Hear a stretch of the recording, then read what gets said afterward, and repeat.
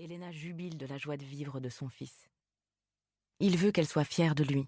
Il doit lui montrer qu'il est fort, le plus courageux de tous. Alors il décide d'aller encore plus haut. Il grimpe sur un rocher au-dessus de lui. Il sait que personne n'a encore sauté de là. En tout cas, pas depuis qu'il est arrivé pour les vacances. « Ne fais pas ça !» lui crie de plus bas son cousin Alban. « Tu vas te tuer !» Lino lui tire la langue. « Je vais le faire. Je vais être le meilleur. Ne t'inquiète pas pour moi. Je m'en sortirai toujours. » Les enfants autour de lui l'encouragent. Ils scandent son prénom. Lino les regarde fièrement depuis son trône. Il va leur montrer de quoi il est capable.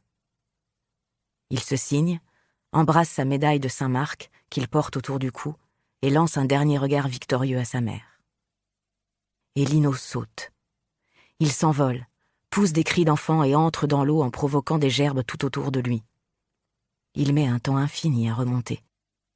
Elena est la seule à ne pas s'inquiéter. La plage est devenue silencieuse.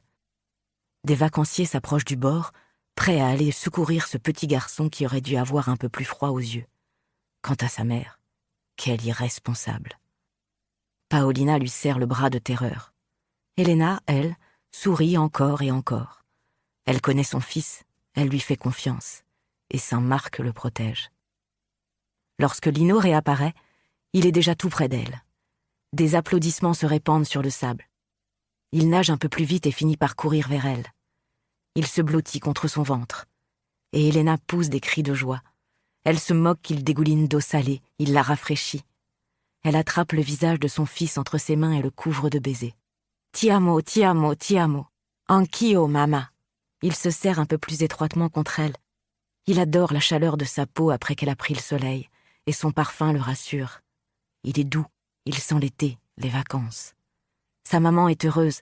Elle s'est amusée de son côté et il a pu faire tout ce qu'il voulait sans avoir à s'inquiéter pour elle.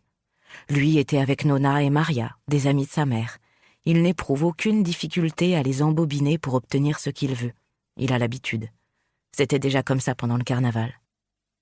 Puis, mutin, il s'échappe des bras de sa mère et se retourne vers le rocher. « Alban, à toi !» hurle-t-il. « Je ne préfère pas, » lui dit Paolina. Lino se jette au cou de sa tante. « Je vais aller avec lui si tu veux. Il va y arriver, je te le promets. Il sera trop content après. » « Pas d'aussi haut que toi, Lino, c'est compris ?» Il hoche la tête en se retenant de lever les yeux au ciel. Et il part en courant dans l'eau, se moquant d'éclabousser les gens autour de lui. Puis, pieds nus, il ne sent pas les morsures des cailloux dans sa peau, il escalade les rochers et retrouve son cousin. « Vas-y, Alban, tu vas voir, c'est trop bien. Tu as l'impression d'être un oiseau et après un poisson. J'ai peur, Lino. » Ce dernier plante son regard gris dans celui marron de son cousin. « On va le faire tous les deux. Mais pas de tout là-haut. Je l'ai promis à ta mère. Si je te donne la main, ça va aller. Je te promets, je ne te lâcherai pas. » Alban, des larmes plein les yeux, acquiesce. Il n'a pas le choix.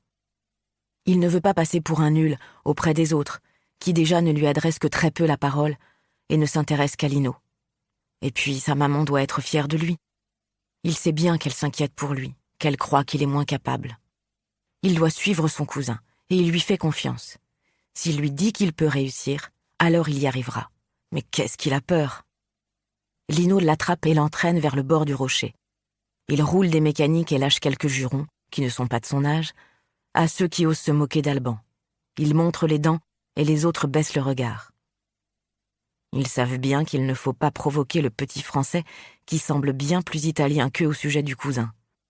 Du haut de ses 9 ans, Lino a déjà joué des points pour défendre l'honneur de la famille. Dans un Italien fleuri, où a-t-il appris ces grossièretés?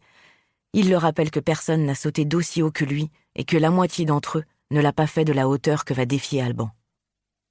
Celui-ci s'accroche à Lino de toutes ses forces. Les jumelles, leur mère, les fixent depuis la plage.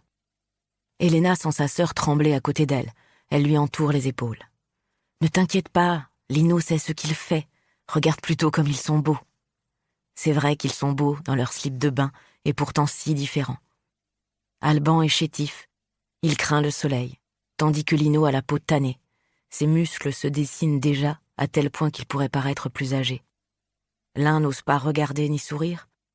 L'autre braque ses yeux avec fierté dans tous ceux qu'il croise et rit à longueur de temps. L'un est délicat, L'autre Pour continuer.